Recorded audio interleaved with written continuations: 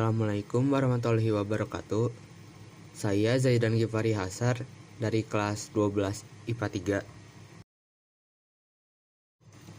Charles Robert Darwin adalah seorang naturalis dan ahli geologi Inggris. Paling dikenal untuk kontribusinya kepada teori evolusi, sehingga dipanggil sebagai Bapak Evolusi. Dalilnya bahwa semua spesies kehidupan telah diturunkan dari waktu ke waktu dari nenek moyang yang sama, sekarang diterima luas dan dianggap sebagai konsep dasar dalam sains. Dengan publikasi bersama Alfred Russel Wallace, ia memperkenalkan teori ilmiah bahwa pola percabangan dari evolusi dihasilkan dari sebuah proses yang ia sebut seleksi alam, di mana perjuangan untuk eksistensi memiliki efek yang sama dengan seleksi buatan yang terlibat dalam pembiakan selektif. Nah, teori Darwin dalam bukunya On the Origins of the Species by Means of Natural Selection. Nah, dia mengemukakan yang pertama, spesies yang hidup sekarang ini berasal dari spesies yang hidup di masa lalu. Kedua, evolusi terjadi karena seleksi alam, atau seleksi alam merupakan penyebab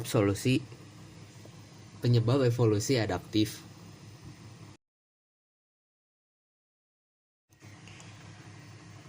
Soal nomor 1 di LKPD yang kedua. Nomor 1, setelah kalian melihat video tentang teori evolusi Darwin, coba kalian ceritakan kembali bagaimana isi teori evolusi Darwin dan apakah kalian setuju dengan Darwin. Berikan penjelasan ilmiah kalian.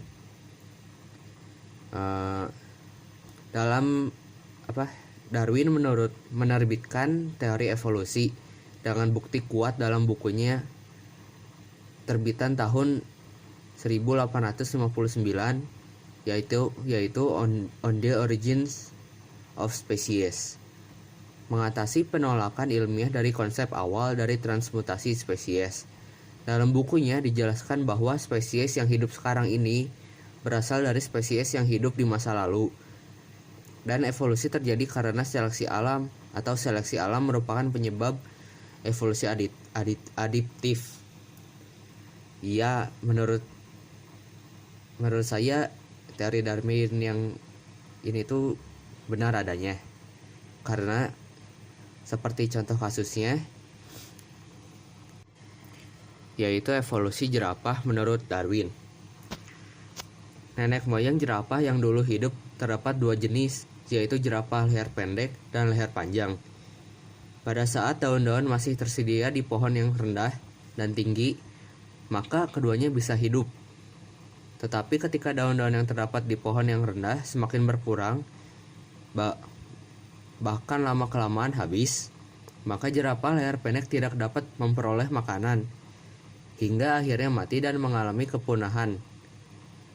Di sisi lain, jerapah leher panjang akan tetap mendapatkan makanannya dan mampu hidup, bahkan berkembang biak hingga sekarang. Jadi jerapah leher panjang bersifat lebih adaptif daripada jerapah leher pendek. Dan lagi, banyak bukti yang mendukung teori ini, seperti bukti fosil, dan dibuktikan di bidang geologi, genetika, dan biologi. Juga seleksi alam yang membuktikan teori Darwin itu benar. Lalu teori evolusi menurut George Cuvier, August Weismann, dan J.B. Lamarck. Pertama, George Cuvier adalah seorang ilmuwan yang kontra atau menentang teori Darwin.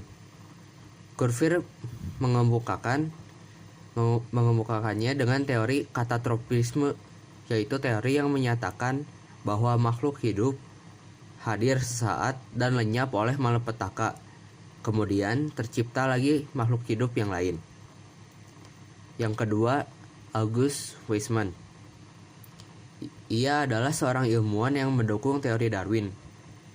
Weismann melakukan percobaan melalui tikus-tikus yang dipotong ekornya. Kemudian dikawinkan dan ternyata keturunannya adalah tikus yang berekor. Dan Weismann memiliki kesimpulan, yaitu pertama, perubahan sel tubuh karena pengaruh lingkungan tidak akan diwariskan ke generasi berikutnya. Kedua, evolusi merupakan masalah pewarisan gen-gen melalui sel kelamin, atau evolusi merupakan gejala seleksi alam terhadap faktor-faktor genetika.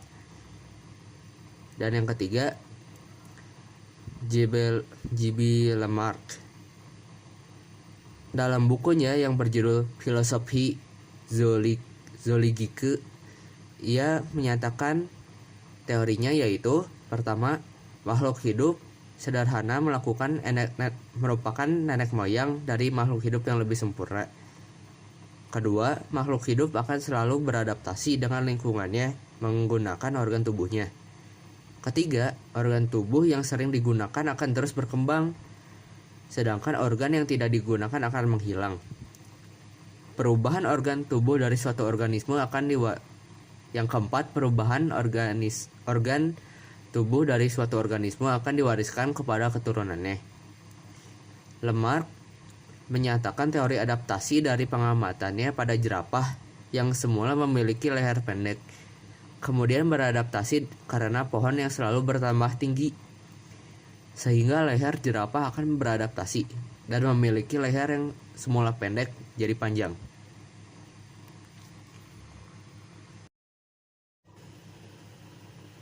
Soal nomor 2 di LKPD 2, yaitu di antara ketiga ilmuwan Cuvier, Weismann, dan Lamarck, mana yang kalian suka dan setuju dengan idenya? Jelaskan dengan penjelasan teori ilmuwan tersebut dan alasan logismu. Kalau saya setuju dengan teori milik August Weismann, karena menurutnya pewarisan pada organisme multiseluler hanya terjadi di sel nutfah, yaitu sel telur dan sel sperma, dan sel lainnya yang ada pada tubuh atau sel somatik tidak berfungsi sebagai pewarisan. Akibatnya adalah sel nutfah yang memproduksi sel somatik tidak dipengaruhi oleh kemampuan baru apapun yang sel somatik dapatkan selama hidupnya. Informasi genetik tidak diwariskan melalui plasma soma ke plasma nutfah atau dari generasi ke generasi, yang disebut juga sebagai sawar Weismann. Seperti yang dikatakan Weismann pada teorinya yaitu evolusi merupakan masalah pewarisan gen-gen melalui sel kelamin, atau evolusi merupakan gejala seleksi alam terhadap faktor-faktor genetika. Setiap makhluk hidup memiliki DNA yang merupakan pewarisan sifat terhadap makhluk hidup melalui perkawinan, sehingga DNA yang dimiliki makhluk hidup yang mampu bertahan pada seleksi alam akan berkembang biak dan mempertahankan eksistensinya. Sekian dari saya. Assalamualaikum warahmatullahi wabarakatuh.